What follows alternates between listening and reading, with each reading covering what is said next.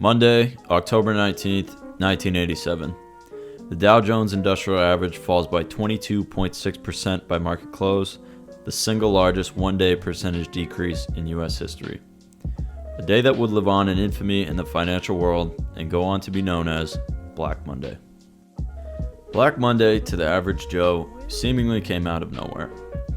Unlike the other Black Monday of 1929 that preceded the Great Depression, the crash of '87 was inexplicable to most.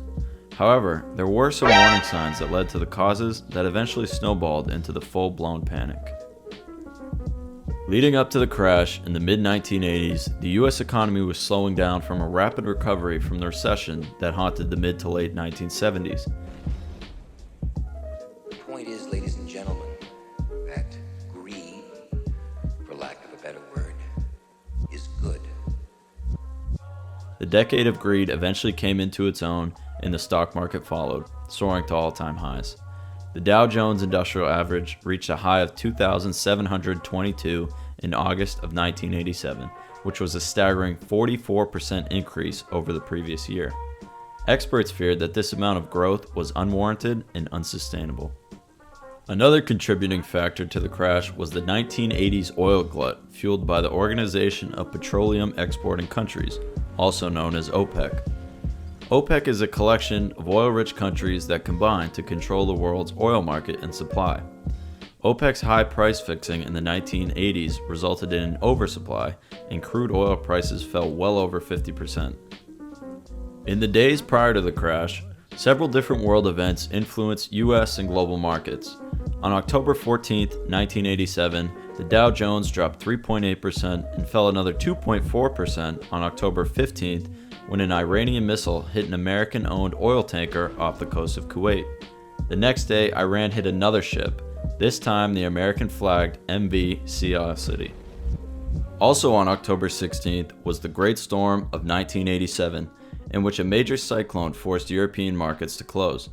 In what many investors felt was a perfect cap to a week of world chaos, the Dow Jones fell another 108 points, or 4.6%. Going into the weekend prior to Black Monday, the Dow was now down 17.5% from its all-time highs from just a couple of months earlier on record trading volume. Finally, in the early morning hours of Monday, October 19, 1987, Asian markets began to tank, and the domino effect continued as Western markets opened soon thereafter. According to Wikipedia, by the end of October, world markets had fallen severely. Hong Kong had fallen 45.5%, Australia 41.8%, Spain 31%, the UK 26.45%, the US 22.68%, Canada 22.5%, and New Zealand at a staggering 60%. The Black Monday crash of 1987 remains to this day the single largest one-day percentage decrease the Dow has ever had. Today, more than 30 years later and with an even more significant global financial crisis behind us, economists believe that a few significant triggers were the cause of the crash. Initially, there was a weakening US dollar that was caused by a widening trade deficit. This allowed money to flow out from US assets and increased interest rates, discouraging borrowing. Next came the media frenzy that allowed people, and more importantly investors, to observe the events that were transpiring in real time. This was the first time that a true financial panic was ever watched on television by the masses, and naturally, their response was to get out of their positions as fast as possible and run for the hills. Then, there was portfolio insurance products. Portfolio insurance was created by Hayne Leland and Mark Rubenstein and became popular throughout the 1980s. It was created to hedge against falling and/or volatile markets. Generally used by institutional investors, portfolio insurance was backed by computer algorithms that combined a blend of both stocks and derivatives, which were usually futures.